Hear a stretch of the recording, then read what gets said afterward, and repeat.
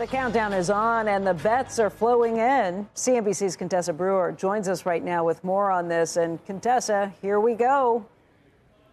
Here we go. Yeah, the sportsbooks are gearing up for their biggest single money-making event of the year, Becky. If you look only at the handle, the amount wagered on legal licensed sportsbooks in the United States, the industry is looking to set another new record on this Super Bowl, $1.7 billion. FanDuel is the nation's market leader, and I asked CEO Amy Howe about whether her prediction platform is a game changer, especially in states like California, where sports betting isn't legal. The prediction offer, that product is a great complementary offering to what we already have, right? We have a daily fantasy sports product that you can access in California. But it gives us a nice offering. But it's never going to be a replacement for what we have in the legalized sports betting state, right? I mean, think about 700 markets, a live assortment. You know, in our legal states, you can bet drive by drive. You can do the social betting. So no, we're not terribly concerned that there's going to be a big cannibalization in the states that are legal. At the end of the day, you know, the North Star is still to legalize and safely open up California and Texas and all these other states. The NFL told me it's willing just to sit back, wait, watch on prediction markets, still very concerned about the potential impact on the integrity of the game. And really, you know, the caution is understandable after those high-profile betting scandals in the MLB and NBA. I asked Amy whether she's concerned that cheating and insider trading could prompt a regulatory crackdown across gambling. The skeptics are always going to use this as an opportunity to say this is why you shouldn't legalize sports betting, but this is exactly why you should be legalizing, all right? There's a $675 billion black market where this activity happens every single day, but it's never caught, right? In the example of, you know, take Terry Rozier in the NBA, we caught that nefarious behavior 5 hours before the game tipped, and we shut them down. We worked beautifully across the ecosystem with the leagues, the teams, our, you know, other competitors who are in the market, and it works, right? This is exactly why you want to legalize it. And, you know, we're taking a lot of behavior that has been underground and bringing it into the light of day.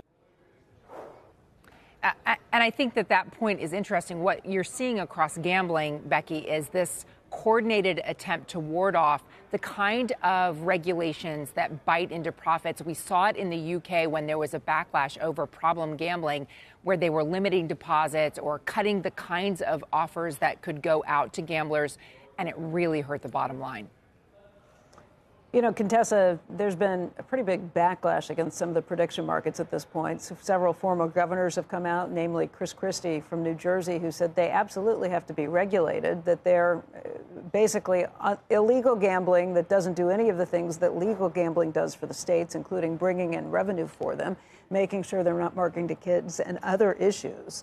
What's the most likely scenario here? Kalshi has said that they'd like to be regulated, others not so much. Well, and Kalshi actually out with news just yesterday that said it's going to form this independent committee that is specifically looking at insider trading, and that they plan to publish reports detailing the problems that they're seeing erupt, how they've investigated. In other words, there's going to be a level of transparency that they're planning that will take this into a whole new direction. I think that they're hearing that there's a lot of concern about it. I just talked to the NFL head of public safety and comms, and he told me, look, we just don't think that the guardrails are there in the way that they are for the partners that we've chosen to hook up with in gambling. Could they be there? Yes. We're comfortable taking a cautious approach and just waiting. I do want to mention here that CNBC and Kalshi have a commercial relationship that does include customer acquisition and a minority investment. What we are watching here is to see whether this Super Bowl, we've already seen the trading volume for Kalshi up almost 1,400% in the weeks leading up to the Super Bowl. Can it make a dent in what we're seeing in overall handle for the sports books? Taxes are a big deal for these companies. You know, they're paying 51% in New York State. If you have a prediction platform that pays nothing, well, that really helps invest that money in marketing rather than to pay state taxes. Sure, and I should probably point out, for clarity's sake, too, Chris Christie is a consultant for the American Gaming Association, too. That's obviously right. A lot just of big brought dogs. him on as an advocate. Right, a lot of big dogs in the dogfight at this point. Contessa, thank you. By the way, who are you picking? Are you making a pick for the Super Bowl? Well, yeah, I'm wearing green now, so I think I'm going to go with the Seahawks. It's a little not the right green, but I don't really have a dog in this fight, so to speak. I'm here, and it's fun to be in the hoopla, but this is one where I don't really have a vested interest. You know who my team is? It's the Packers. When I lived in Wisconsin, it was like you join the Packers cult or you die. Yeah, and you never get out. You know who else said they don't have a dog in the fight, Contessa? Who? Tom Brady. Who did, Joe? No, Tom Brady. And people are really, some of his former teammates are like, you know. Wait a second, you were with us. What about his fans? What about his fans? And fans. Patriot, if you're a Patriot, obviously. But he says, look, he's an announcer now. But I if it were me, if you're a Patriot. He's not a journalist, per se. No, I know. But if you're the announcer, you can't. Yeah, but the other guys are able to do it in a better way that doesn't just totally demoralize all your greatest fans from when you were a Patriot and you won all those Super Bowls. Come on. Obviously, I have a long and loving relationship with the Patriots. Franchise, I'll always be rooting for them, but I'm very excited about what I see. No, I'm just, if I were yeah. Because I went to Patriots. Right. But he could have said, obviously, I'm picking them. The only reason I pick them goes all the way back to Villanova, Georgetown. I mean, yeah.